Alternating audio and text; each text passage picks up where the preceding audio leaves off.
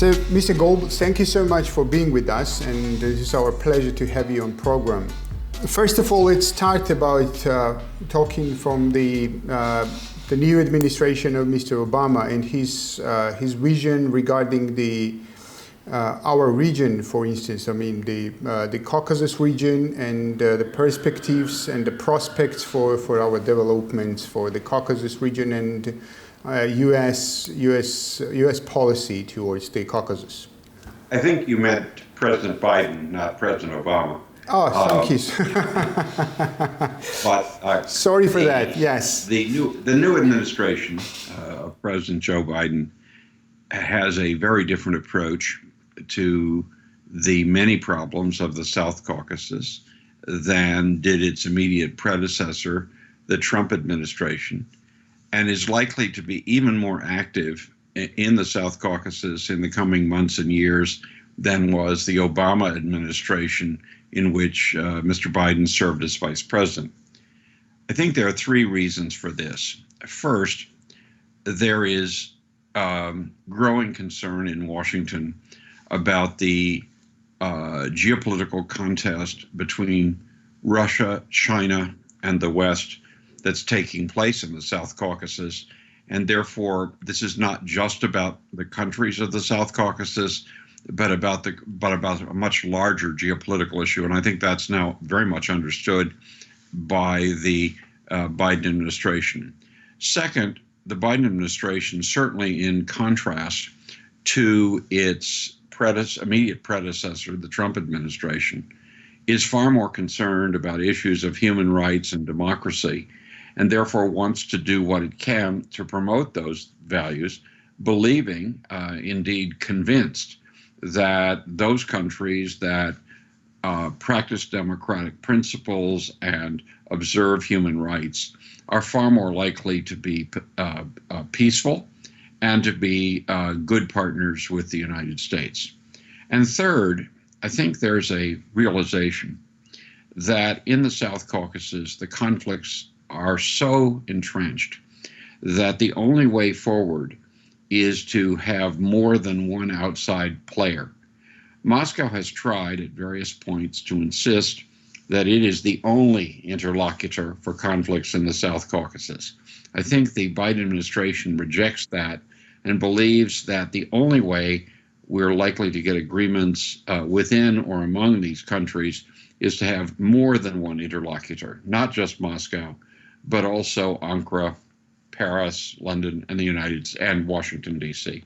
You mentioned very nice to hear that this full picture regarding the Caucasus region, but and this is very important stuff. On one hand, yes, this is very important. This is a very complicated story with China, but more here, especially in the Caucasus, the number one issue could be the cooperation between Russia, Turkey, and Iran, which are talking right now about the cooperation regarding the Caucasus region. And their main aim, as I believe, is to somehow to withdraw the interest of the Western countries from the region, from the Caucasus region. How much the United States and especially Mr. Biden's new administration are ready for this kind of circumstances here? Well, I think it flows the interest of the United States in questions of Russian expansion, Turkish involvement, and the role of Iran flow from what I've just said. I think the United States today very much believes that the only way that the countries of the South Caucasus have a chance to move forward as democracies with the observance of human rights is to be fully confident that they will be truly independent countries. Given Russia's attitude, given Mr. Putin's constant talk about the demise of the USSR being the greatest geopolitical tragedy of the 20th century, given his invasion not only of Georgia in this region, but of Ukraine, and his threat to invade other places, there's clearly a much greater willingness on the part of the Biden administration to try to provide the kind of security guarantees which will allow Georgia and the other countries in the South Caucasus a better chance to move toward democracy. Second, I think there's a belief in the Biden administration that Iran, we should be working, with regard to Iran, we should be working very hard to restore the agreement on nuclear development there, and that Iran is going to play a role in this region, whether we like it or not, but that if we can reestablish the nuclear restriction regime, there's a far better chance that it won't play a negative role. With respect to Turkey, the United States has a complicated relationship. Turkey is going to remain a NATO partner, but the balance of power within the alliance is changing, and we're going to see tensions. But I think these are, in the main, manageable. The reason I mentioned China is because China is so interested in promoting east-west trade on the seas, not only through Suez, but the Northern Sea route, and also on land by rail, and to a lesser extent highways, through Central Asia, Iran, and the South Caucasus. That is going to be, as China grows in importance, that's going to matter more and more, and it is clearly something that people in the Biden administration have been thinking about. Yes, and most of all, from this perspective, from China, from Turkey, from Iran, from Russia, and stuff like that, this is kind of a lot of analytics are talking about that this is the serious challenge towards democracy at all. And all this kind of, despite Turkey is the very ally of NATO and a member of NATO, there are a lot of questions about democracy in Turkey as well. So how much it is important for the Western democracy to having the really very strong place like Georgia for the survival of democracy in the Caucasus? Well, in the South Caucasus, Georgia has made more progress in the direction of democracy than anyone else.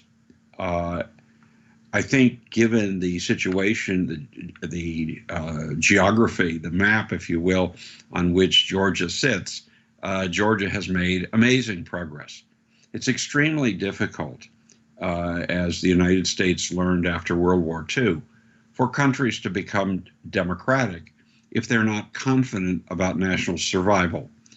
Given Russia's continued threat to Georgia, it hasn't gone anywhere, it is terribly important that Georgia be given the chance that its people clearly want to be a democracy, and that will be easier to do if they become part of the Western security infrastructure. My hope is that within the next year or two, Georgia will be given a very clear path to becoming a member of the Western Alliance. You're absolutely right that Georgia has better credentials as a democracy for all the problems it has had and has than right now Turkey does. And it is certainly something that the Biden administration would like to underline, that NATO is not just a defense alliance, it's an alliance of democracies, and that we want to see democracy spread, human freedom spread, and that Georgia is one of the places where that's happening. We need to encourage and help Georgia as much as we possibly can. And the main issue here is somehow this joint commitment of the Western countries towards this, what you have already said about Georgia. So recently we are observing that, for instance, France or Germany, we are somehow concerning about Georgia's being the member of NATO or European Union or stuff like that. How much this new global processes could somehow to make Western countries to be more united on certain issues all over the world? You're absolutely right to point to the fact that there is within NATO a great deal of disagreement on expansion in general. and with regard to Georgia in particular. However, and this is important to remember, there was that kind of disagreement before, when the alliance expanded after 1989. And it was largely American leadership that led the alliance to expand. It's my own view that if the United States, seconded by Britain and Canada, the Anglo-Americans, if you will, calls for the inclusion of Georgia into the Western Alliance, that other countries, while they may not agree with all the details or the speed, and those are negotiable, that the alliance will come together and support including Georgia into NATO. So what about Russia? Because one of the main obstacles to integrate Georgia to NATO, especially to NATO, was for a long time was the Russia's position and relations of the Western some of the Western countries with Russia. Recently, we have faced that 2 days ago, literally, the Biden's decision about the sanctions towards the Nord Stream 2. So somehow there are the steps to, my question is that the steps towards somehow the new restart with the Russian relations? Well, first off, there isn't a reset. What the United States is doing is managing a relationship with a country that is in economic and geopolitical decline. The United States, and indeed all members of NATO, have been very clear consistently since 1989 that no country outside the alliance should have the power to decide who is in the alliance. It is a question for the alliance itself. That the United States is going to have a variety of bilateral relationships with other countries is going to happen, just as other countries are going to have bilateral relations. But the issue of membership in the alliance is an issue that the Americans have said, and that the other countries in NATO have said, is not a question subject to a Russian veto. The Russians would like it to have a veto. They sort of insist that anything in the former Soviet space, which they consider their backyard and that they have a dread of regard, shouldn't be able to do anything unless Moscow agrees to it. Well, with respect, if that were ever to be accepted as a principle, it would mean that the possibilities for the growth of democracy and human freedom among the non-Russian countries would be severely limited. Everyone can see that the three, as the Soviets thought, republics of the former Soviet space that have made the greatest progress to democracy and human rights are precisely Estonia, Latvia, and Lithuania, the three Baltic countries that have been included in NATO, included in the European Union. If it's America's hope and its belief that that is not only a matter of principle, but a matter of our national interest for democracy to expand elsewhere, then we need to consider ways to extend a security umbrella over other places, including Georgia. And I believe that that is what is going to happen over the next year or two. Had Russia behaved in a more cooperative manner, had it not invaded Georgia, had it not invaded Ukraine, had it not insisted that it must have a right to decide who is president or not president, or prime minister or not prime minister in so many other countries, then it's possible that the Western powers would have looked at the question of the expansion of NATO in a very different way. But as Russia has become more aggressive, more revanchist, and also, let's be blunt, weaker, the West realizes, I think, led by the United States in this case, that extending a security umbrella to Georgia and other countries that really aspire to democracy and freedom is not only a matter of principle, but it's a matter of our interest. And what could be the relations with Russia in foreseeable future from the Western perspective? What is expected? What could it look like? Well, I think we have to understand that while Russia thinks that because it has so many nuclear weapons, it is still a superpower, Russia is declining in importance economically, declining in importance in terms of influence, declining in importance of soft power, if you will. That declining powers often present more problems than rising ones. We're dealing with the rise of China, and we're dealing with the fall of Russia at the same time.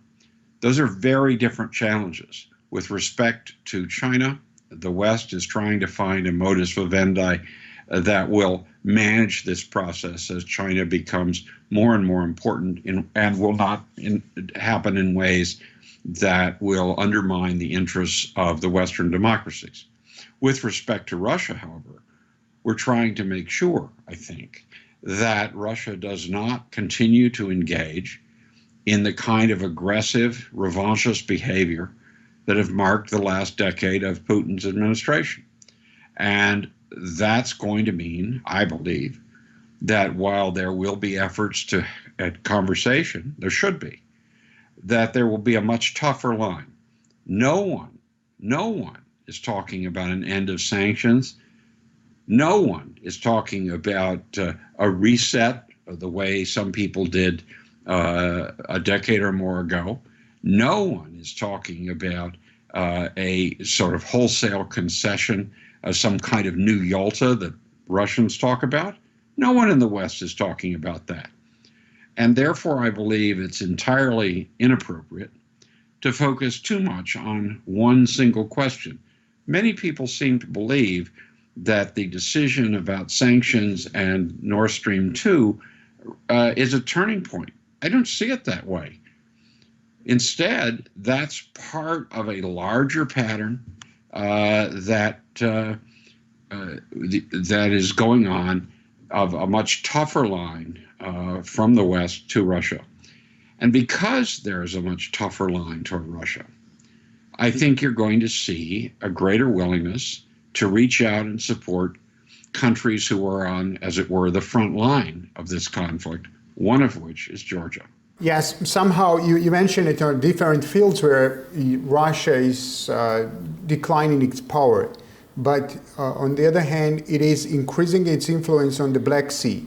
So its existence on the Black Sea and its cooperation with Turkey regarding the energy transits towards under the Black Sea, and also the Turkish positions about the Black Sea. What could be the response of the Western? Well, first off, that Russia aspires to play a bigger role in the Black Sea, I won't dispute. That Russia is in fact the only vector in that location is very much not the case.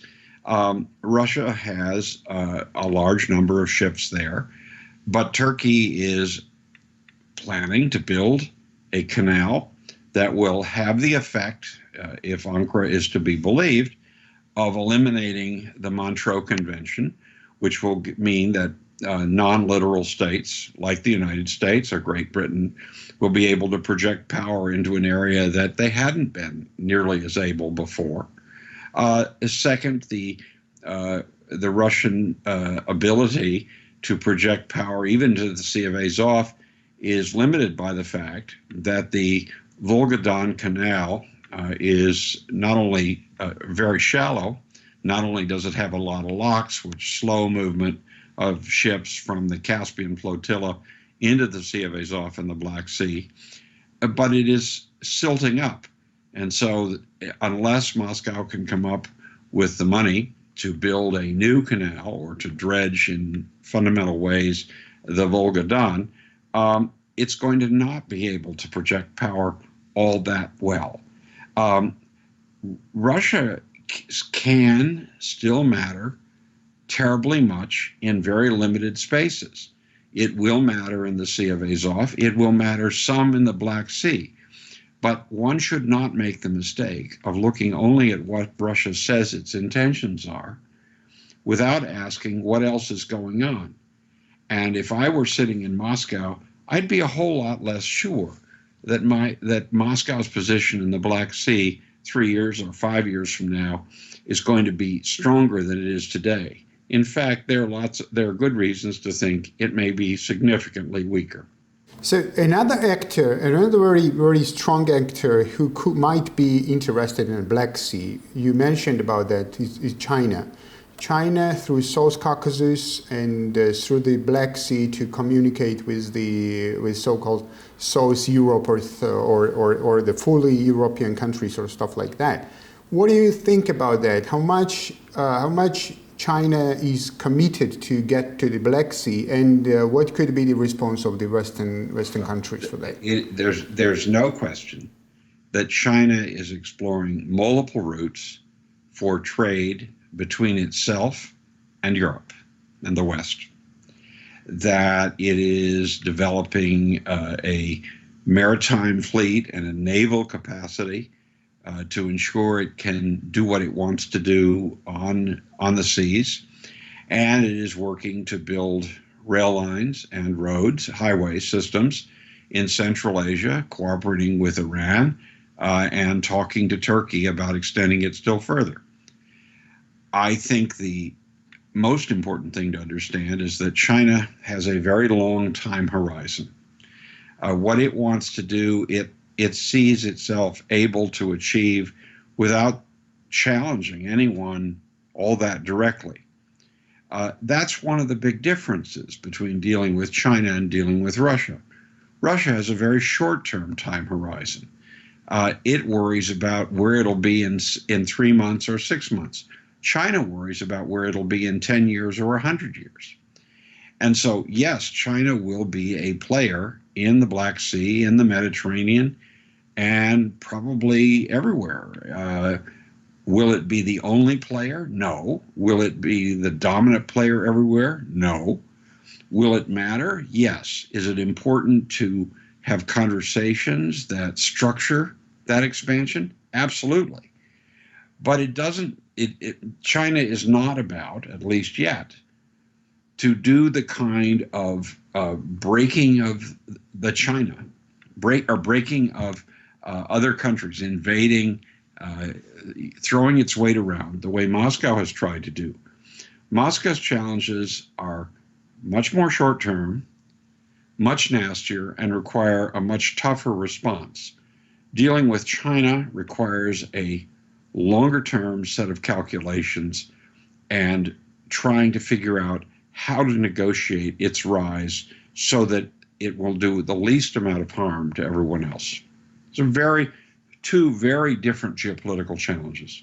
Definitely. So in regards to all you have already said, I would like you to remind you quite an old article of yours, which was about Georgia, about 10 questions Georgians should ask themselves. And one of the questions from this article is, what in all this picture, what are the main foreign policy resources for Georgia in that regard? I mean, China, Russia, with the Black Sea, with all these transits, with Western interests and stuff like that. What we can do and how to use our resources. Georgia has several remarkable resources that it should use. First, precisely because of its location, it has expertise in a variety of directions.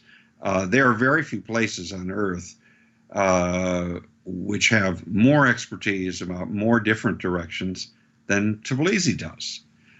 It's therefore in a position to talk to other people.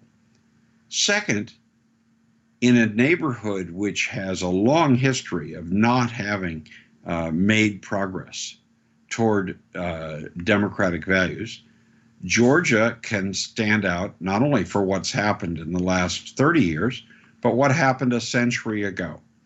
And I think that Georgia can sell itself, if you will, and should be talking to everyone.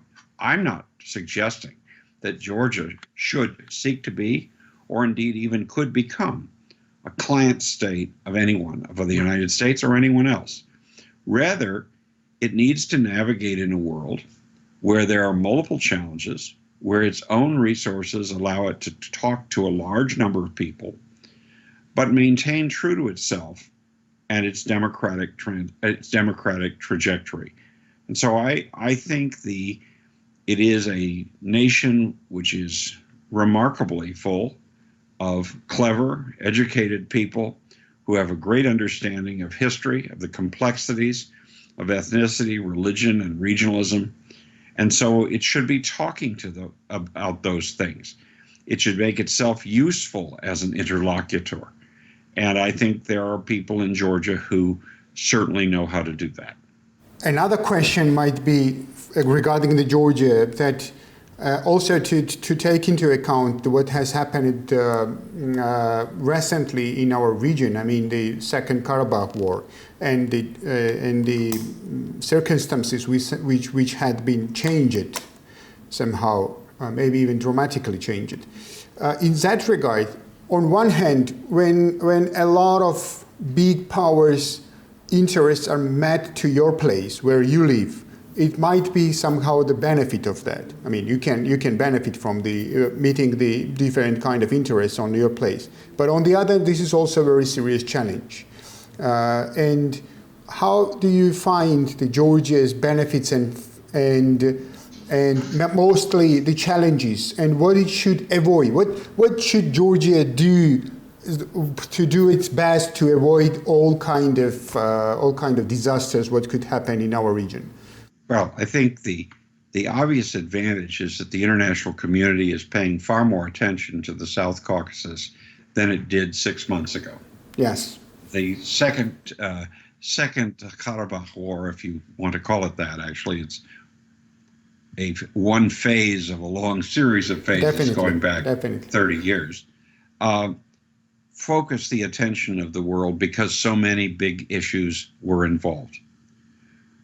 What it raised the question, if you looked at it one way, was Russia by insisting that its forces were peacekeepers and installing about 2,500 of them in Karabakh proper, was Russia making a return to the South Caucasus, or was there a balance of power in the area?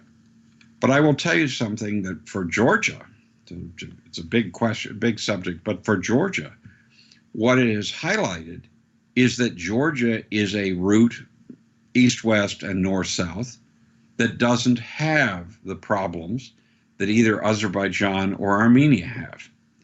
That makes it valuable to others, and that's something that Tbilisi should be emphasizing and should be rather pleased about. Georgia has not tried to occupy anyone else. Russia has occupied parts of Georgia, and one hopes that that will be reversed. But the fact is, Georgia right now is a beacon of democratic change that is light years ahead of the other countries in the region, and it should take pride in that, and it should take steps to make sure others are aware of it, and it should realize that requires enormous discipline given the tensions in the region, so that Georgia can continue that way rather than be drowned in a sea of instability and chaos. So, Mr. Goble, finally, I know that you are you know our region very well. So, and you have been thought about the possible scenarios what could happen to our region. But what is the most possible scenario for you for the development of Caucasus region? From the perspective what we have already discussed. Let me give you, usually when one talks about scenarios, there's the optimistic one, the pessimistic one, and the realistic one. Yes. So let me offer three. The optimistic one is that Georgia is included in NATO and ultimately the European Union, that it makes progress, that its people realize that they no longer have to worry about the survival of their country, but can focus on its development, and that 5 or 10 years from now, Georgia will be a thriving parliamentary democracy with human rights widely respected, and it will be a country that will attract others, including people now in Russian-occupied areas who may decide that they would be better off part of a Georgian world than a Russian one. The most pessimistic scenario is that there is a delay, significant delay, in offering Georgia that kind of guarantee, that it leads to pessimism and controversy, that Georgia's political situation, domestic political situation becomes more complicated, its economy recedes, people are afraid that the future is becoming increasingly bleak, that the country is split between those who think they have no choice but to make a deal with the closest big power, namely Russia, rather than try to develop ties with others further apart, and that the Russians make a move to install in Tbilisi someone as compliant to their interests as they have tried to do in Belarus and Moldova and elsewhere. The mid-range solution is that getting into NATO and the EU is going to be hard. It's going to require enormous efforts and discipline on the part of the Georgians, as well as very hard work in interacting with Western countries. My guess is that we're probably somewhere between that medium position and the optimistic one rather than the other way. But Georgians need to recognize that in this situation, they have their own future in their own hands, more than has been true for a very long time. And that if they work hard, if they are disciplined, if they make sure that the democratic principles of the Georgian Constitution are obeyed rather than undermined, then I believe we will move in the direction of the optimistic scenario. Maybe not as fast as I would like, certainly not as fast as I would like. It would have already happened, but it will happen, and Georgia will have a great future. My last question about the Western perspective towards Georgia. For what the Western countries need Georgia? I mean, I can understand why Georgia needs Western countries and why Georgia need to integrate into the organizations. But what is from that side? What is the benefit for the West?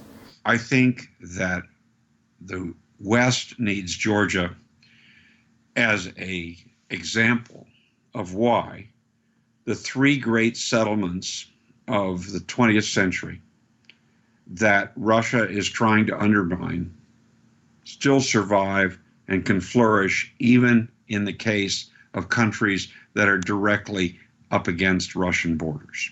First, it is a reflection of Georgia represents one of the best cases of the defense of the principle of 1919, that nation states, not empires, are the future, that the world should consist of countries for its various peoples, not empires that inevitably are hierarchical and treat some peoples worse than others.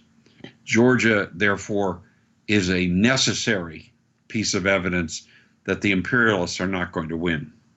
Second, Georgia represents a defense of the principle of 1945. World War II was fought precisely because it was the view of the international community against Hitler that citizenship was more important than ethnicity, that the efforts of those who want to play the ethnic card all the time, as Russia does with its so-called Russia world, are wrong, that it is citizenship that matters, and Georgia as a democratic, secular democratic state is a reaffirmation of that. And third, the survival of Georgia is absolutely essential to make sure there isn't a reversal of the settlement of 1991. If it should happen, that Georgia or some of the other former Soviet republics should be reabsorbed under a Russian-dominated empire. That would call into question everything that was done up to achieve 1991, and therefore making sure that Georgia survives and prospers and moves in a democratic direction is, in many ways, even more important for the West than it is for Georgia itself. Mr. Goble, I thought that it was last question, but actually, I understand what you have said, but what West is ready to do for that? I mean, I mean contemporary West, with all the crises, with all the challenges and stuff, and many Okay. stuff like that. Well, first off, I do think that there is more conversation now than I've ever seen about finding a way to include Georgia into Western institutions. I think the inclusion of Georgia into NATO and the EU is absolutely fundamental for the future of Georgia and the future of the West. And now, there are a lot of people in Washington who share that view. It used to be very lonely when one was talking that way 10 or 20 years ago. Not now.